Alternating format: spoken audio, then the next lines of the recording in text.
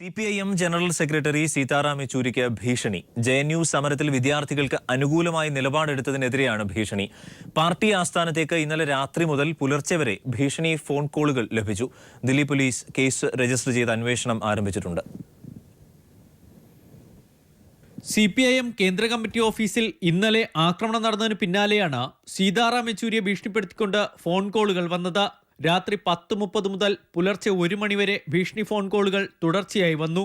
JNU സമരത്തിൽ വിദ്യാർത്ഥികൾക്ക് അനുകൂലമായി നിലപാടെടുത്തതിനെതിരെയായിരുന്നു ഭീഷണി. അസഭ്യവർഷവും ഉണ്ടായതായി റിസപ്ഷനിസ്റ്റ് അറിയിച്ചു.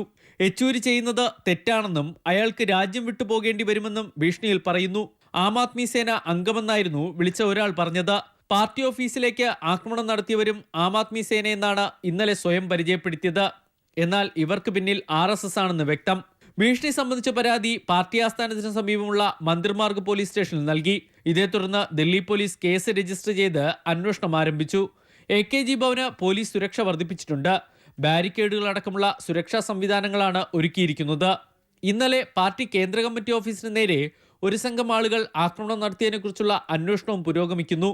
രാജ്യത്തെ ക്യാമ്പസുകളിൽ ഹിന്ദുത്വ അജണ്ട നടപ്പിലാക്കുന്നതിനെതിരെ പോരാടുക എന്നത് പാർട്ടി തീരുമാനമാണെന്ന് പോളിറ്റ് ബ്യൂറോ അംഗം പ്രകാശ് കാരാട്ട് പ്രതികരിച്ചു. News bureau, Delhi. ജനാധിപത്യത്തിൽ വിശ്വസിക്കാത്തവരാണ് തനിക്കെതിരെ ഭീഷണി മുഴക്കിയതെന്ന് സീതാറാം യെച്ചൂരി. മതേതര ജനാധിപത്യ പാർട്ടികളെ ദേശീയ വിരുദ്ധരായി ചിത്രീകരിക്കാനാണ് നീക്കമെന്നും ഇതിനെ രാഷ്ട്രീയമായി നേരിടുമെന്നും യെച്ചൂരി തിരുവനന്തപുരത്ത് പറഞ്ഞു. Who do not believe in democracy, who do not believe in democratic methods, and who actually are working to transform the character of our secular democratic republic of modern India into their version of a rabidly intolerant fascistic Hindu Rashtra. This is their objective. So it's only natural that the most secular and most democratic organizations and parties are labeled as anti-national. As we said yesterday, we'll meet this challenge politically through democratic methods because they are in power at the center and they are already misutilizing that authority of the central government to pursue their agenda. Delhi police arrest ചെയ്ത JNU വിദ്യാർത്ഥി union chairman Kanhaiya കുമാറിനെ 2 മണിയോടെ Patiala house കോടതിയിൽ ഹാജരാക്കും. തീവ്രവാദമടക്കം പുതിയ കേസുകൾ കനയ്യക്കെതിരെ police ചുമത്തിയിട്ടുണ്ട്. അതേസമയം കനയെ വിട്ടയക്കണം എന്നാവശ്യപ്പെട്ട് JNUവിൽ വിദ്യാർത്ഥികളും അധ്യാപകരും പഠിപ്പ് മുടക്ക് സമരം ആരംഭിച്ചു. മലയാളത്തിന്റെ മഹാകവി ONV കുറുപ്പിന്റെ മൃതദേഹം സംസ്കരിച്ചു. ശാന്തി കവാടത്തിൽ പൂർണ്ണ ഔദ്യോഗിക ബഹുമതികളോടെയാണ് മലയാളം പ്രിയപ്പെട്ട കവിക്ക് വിട നൽകിയത്. ONVക്ക് ആദരമായി ശാന്തി കവാടത്തിൽ സ്വരലയുടെ നേതൃത്വത്തിൽ ഗാനാഞ്ജലി അർപ്പിച്ചു. സുനിൽ അരുമാനൂർ ചേരുന്നു. സുനിൽ, മറ്റു വിവരങ്ങൾ കൂടി. അരുൺ, രാവിലെ 10 മണിയോടെ വിലാപയാത്രയായാണ് ONVയുടെ മൃതദേഹം ശാന്തി കവാടത്തിലേക്ക് കൊണ്ടുവന്നത്.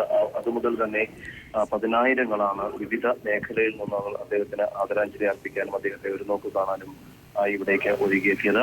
അതിനുശേഷം അദ്ദേഹത്തിന് ഗാനാഞ്ജലി അർപ്പിച്ചുകൊണ്ട് അദ്ദേഹത്തിന്റെ പ്രിയ ശിഷ്യരൊക്കെ 84 ഗായകർ ചേർന്ന് അദ്ദേഹത്തിന്റെ തന്നെ ഗാനങ്ങൾ ആലപിച്ചുകൊണ്ടാണ് അദ്ദേഹത്തിന് യാത്രാമൊഴിയേകിയത്. സംസ്ഥാന സർക്കാരിന്റെ പൂർണ്ണ ഔദ്യോഗിക ബഹുമതികളോടെ ആയിരുന്നു ONVയുടെ ഭൗതിക ശരീരം സംസ്കരിച്ചത്. ഗാർഡ് ഓഫ് ഓണർ നൽകിയുള്ള ചടങ്ങിലും അതോടൊപ്പം തന്നെ അദ്ദേഹത്തെ ആദരാഞ്ജലി അർപ്പിക്കാനും മന്ത്രിമാരും പ്രതിപക്ഷ ഉപനേതാവ് ഉൾപ്പെടെയുള്ളവരും ഒക്കെ സാഹിത്യ സാംസ്കാരിക രംഗത്തെ സിനിമാ മേഖലയിലുള്ളവരൊക്കെ എത്തിയിരുന്നു. അദ്ദേഹത്തിന് ഇന്നലെ മുതൽ തന്നെ ആദരാഞ്ജലി അർപ്പിക്കാൻ വിവിധ കേന്ദ്രങ്ങളിൽ നിന്ന് സംസ്ഥാനത്തിനകത്തും പുറത്തുള്ള നിരവധി പേരാണ് എത്തി. ഇന്ന് രാവിലെയാണ് ഡോക്ടർ KJ യേശുദാസ് അദ്ദേഹത്തിന്റെ വസതിയിലെത്തി ആദരാഞ്ജലി അർപ്പിച്ചത്. ഏതായാലും 11:30 മണിയോടുകൂടി തന്നെ അദ്ദേഹത്തെ ഭൗതിക ശരീരം സംസ്കരിച്ചു. സുനിൽ അരുമാനൂർ വിവരങ്ങൾ നൽകിയത്. ONVയുടെ ജന്മനാടായ ചവറയിൽ കലാഗ്രാമം സ്ഥാപിക്കുമെന്ന് മുഖ്യമന്ത്രി ഉമ്മൻചാണ്ടി. തിരുവനന്തപുരത്ത് ONVയുടെ പ്രതിമ സ്ഥാപിക്കുമെന്നും മുഖ്യമന്ത്രി അറിയിച്ചു. നിയമസഭയിൽ ONVക്ക് ആദരമർപ്പിച്ച് സംസാരിക്കുകയായിരുന്നു മുഖ്യമന്ത്രി. കലാപരമായും സാംസ്കാരികപരമായും സാഹിത്യപരമായും അദ്ദേഹം മലയാളികളെ ഔന്നത്യങ്ങളിലേക്ക് നയിച്ചു. കേരളം അദ്ദേഹത്തോടെ കാലവും കടപ്പെട്ടിരിക്കുന്നു. അദ്ദേഹത്തിൻ്റെ സർഗസൃഷ്ടികളാണ് അദ്ദേഹത്തിൻ്റെ ഏറ്റവും വലിയ സ്മാരക ശിലകൾ. പതിതന്റെയും പടവെട്ടുന്നവന്റെയും ഒപ്പം നിന്നാണ് ONV കാവ്യവിസ്മയം തീർത്തത് എന്ന് VS അനുസ്മരിച്ചു. നമ്മുടെ ഭാഷയെയും സാഹിത്യത്തെയും ജ്ഞാനപീഠത്തിൻ്റെ ഒത്തുങ്ങൽ നിലയിലേക്ക് എത്തിക്കുകയും ദേശാന്തരങ്ങളിലേക്ക് അതിൻ്റെ പരിമളം പരത്തുകയും ചെയ്ത ONV മലയാള ഭാഷയുടെയും സാഹിത്യത്തിൻ്റെയും പുണ്യമാണ്.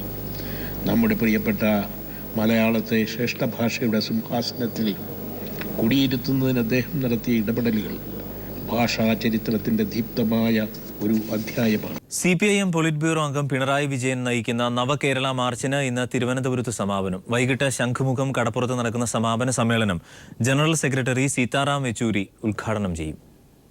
മതനിരപേക്ഷ, അഴിമതി വിമുക്ത, വികസിത കേരളം എന്നീ മുദ്രാവാക്യങ്ങൾ ഉയർത്തി ജനുവരി 15-ന് കാസർഗോഡ് നിന്ന് ആരംഭിച്ച മാർച്ചിനാണ് ഇന്ന് വൻ ബഹുജന റാലിയോടെ സമാപനമാകുന്നത്. ജില്ല കേന്ദ്രീകരിച്ചുള്ള സ്വീകരണ പരിപാടിയാണ് ശംഖുമുഖത്ത് സംഘടിപ്പിച്ചിരിക്കുന്നത്. 3 ലക്ഷത്തോളം ആളുകൾ സമാപന റാലിയിൽ എത്തിച്ചേരും. യുവാക്കളും യുവതികളുമായി 1500ഓളം റെഡ് വോളണ്ടിയർമാർ ജാഥയെ ഗാർഡ് ഓഫ് ഓണർ നൽകി സ്വീകരിക്കും. സമാപന സമ്മേളനത്തിൽ ജാഥ ക്യാപ്റ്റൻ പിണറായി വിജയൻ, CPIM സംസ്ഥാന സെക്രട്ടറി കോടിയേരി ബാലകൃഷ്ണൻ, പ്രതിപക്ഷ നേതാവ് VS അച്യുതാനന്ദൻ, പോളിറ്റ് ബ്യൂറോ അംഗങ്ങളായ S Ramachandran Pillai, MA baby തുടങ്ങിയവർ പങ്കെടുക്കും. രാജ്യത്തിന് മാതൃകയായ കേരള മോഡലുകൾ സംരക്ഷിക്കാനും കേരള ജനതയുടെയും നാടിന്റെയും നന്മ ലക്ഷ്യമാക്കിയുള്ള മാറ്റത്തിന് ആഹ്വാനം നൽകിയുമാണ് ഒരു മാസക്കാലം നീണ്ട മഹായാത്രയ്ക്ക് പരിസമാപ്തി കുറിക്കുന്നത്. വരും നാളുകളെ സമരസജ്ജമാക്കി ജനലക്ഷങ്ങളുടെ ആദരവും സ്വീകരണവും ഏറ്റുവാങ്ങി നവകേരള മാർച്ച് ശംഖുമുഖത്ത് സമാപിക്കുമ്പോൾ അത് കേരളം ദർശിച്ചിട്ടില്ലാത്ത, സമാനതകളില്ലാത്ത യാത്രയുടെ സമാപനം കൂടിയാവുകയാണ്. MV Govindan master, KJ Thomas, PK Sainaba, MB Rajesh, PK Biju, A Sampath, doctor KT Jaleel എന്നിവരായിരുന്നു ജാഥയിലെ സ്ഥിരാംഗങ്ങൾ. ഇന്നലെ നടത്താനിരുന്ന സമാപന സമ്മേളനം മാർച്ചിന്റെ സംഘാടക സമിതി ചെയർമാൻ കൂടിയായ കവി ONV കുറുപ്പിന്റെ വേർപാടിൽ അനുശോചിച്ചാണ് ഇന്നേക്ക് മാറ്റിയത്. കവി ONV കുറുപ്പിന് ആദരമർപ്പിച്ചായിരിക്കും സമാപന സമ്മേളനം തുടങ്ങുക. News bureau, Thiruvananthapuram. Solar commission മുൻപാകെ ഹാജരാകാതിരുന്നതിന് സരിതയ്ക്ക് കമ്മീഷന്റെ ശാസന. സരിത ഹാജരാകാതിരുന്നതിന് പിന്നിൽ എന്തെങ്കിലും ഉണ്ടോ എന്ന് കമ്മീഷൻ ചോദിച്ചു. അതേസമയം മന്ത്രി ഷിബു ബേബി ജോണിന്റെ അഭിഭാഷകൻ നടത്തിയ ഖേദപ്രകടനത്തിനെതിരെ കമ്മീഷന്റെ രൂക്ഷ വിമർശനം. വിശദീകരണത്തിൽ തൃപ്തിയില്ലെന്ന് കമ്മീഷൻ. വിവരങ്ങളുമായി ഞങ്ങളുടെ പ്രതിനിധി KN ഉമേഷ് ചേരുന്നു കൊച്ചിയിൽ നിന്ന്. ഉമേഷ്, എന്തിനാണ് കമ്മീഷൻ അതൃപ്തി പ്രകടിപ്പിച്ചത്? അരുൺ, ഇന്ന് സരിതയെ ക്രോസ് വിസ്താരം നിശ്ചയിച്ച തീയതിയായിരുന്നു. എന്നാൽ ശരീരസുഖമില്ലാത്തതിനാൽ സരിതയ്ക്ക് ഇന്ന് ഹാജരാകാൻ കഴിയില്ലെന്ന് അഭിഭാഷകൻ അറിയിക്കുകയായിരുന്നു. എന്നാൽ നാളെ ഹാജരാകാൻ കഴിയുമോ എന്ന് കമ്മീഷൻ ചോദിക്കുകയുണ്ടായി. എന്നാൽ നാളെ കഴിയില്ല, കോയമ്പത്തൂർ കോടതിയിൽ ഹാജരാകേണ്ടതുണ്ട് എന്ന് പറഞ്ഞു. അപ്പോഴാണ് അസുഖമുള്ള ഒരാൾക്ക് എങ്ങനെയാണ് കോയമ്പത്തൂർ കോടതിയിൽ ഹാജരാകാൻ കഴിയുക എന്ന് കമ്മീഷൻ വിമർശിച്ചു. മാത്രമല്ല, സരിത ഹാജരാകാതിരിക്കുന്നത് സംശയം ഉളവാക്കുന്നുവെന്നും കമ്മീഷൻ വിമർശിക്കുകയുണ്ടായി. തുടർന്ന് കക്ഷികളുടെയും മറ്റും അഭിപ്രായം അറിഞ്ഞ ശേഷം സരിതയുടെ വിസ്താരം വ്യാഴാഴ്ചത്തേക്ക് മാറ്റുകയായിരുന്നു. ഇതിനിടെയാണ് ഷിബു ബേബി ജോണിന്റെ അഭിഭാഷകനായ അഡ്വക്കേറ്റ് ശിവൻ മഠത്തിൽ ഹാജരായി വിശദീകരണം നൽകിയത്. ഷിബു ബേബി ജോൺ കമ്മീഷനെ മോശമായി പരാമർശിച്ചതിനെതിരെ കമ്മീഷനിലെ ഒരു കക്ഷിയായ അഡ്വക്കേറ്റ് രാജേന്ദ്രൻ പരാതി നൽകിയിരുന്നു. ഇതേ തുടർന്നാണ് ഷിബു ബേബി ജോണിന്റെ വിശദീകരണം ആവശ്യപ്പെട്ടത്. കമ്മീഷനെ മനഃപൂർവ്വം ഒരു ഘട്ടത്തിലും താഴ്ത്തിക്കെട്ടാനുള്ള തരത്തിലുള്ള ഒരു പ്രസ്താവനയും താൻ നടത്തിയിട്ടില്ല. അത്തരത്തിൽ എന്തെങ്കിലും തോന്നിയിട്ടുണ്ടെങ്കിൽ അതിന് നിർവ്യാജം ഖേദിക്കുന്നതായി ഷിബു ബേബി ജോണിന്റെ അഭിഭാഷകൻ അറിയിച്ചു. എന്നാൽ വിശദീകരണത്തിൽ തൃപ്തിയില്ല. ഇത്തരത്തിൽ പറഞ്ഞ പല കാര്യങ്ങളും ശരിയായ വിശദീകരണത്തിൽ തൃപ്തിയില്ല എന്നാണ് കമ്മീഷൻ അറിയിച്ചിരിക്കുന്നത്. എന്തായാലും ഇതിന്മേലൊരു വാദപ്രതിവാദം നടന്നു.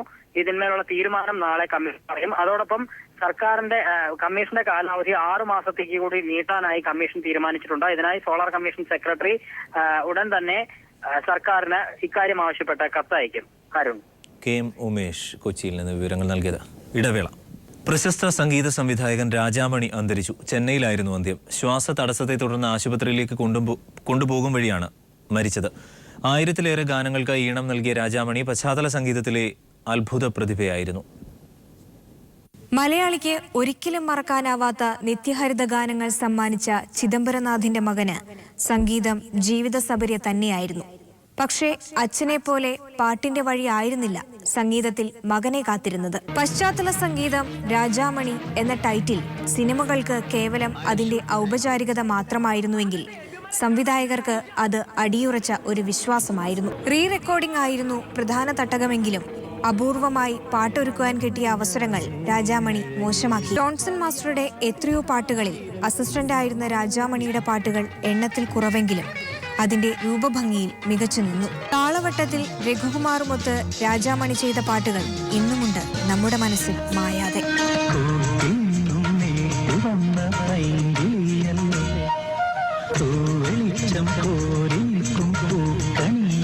പ്രതിഭകളെയെല്ലാം കവർന്ന കാലം രാജാമണിയെയും അപഹരിച്ചിരിക്കുന്നു.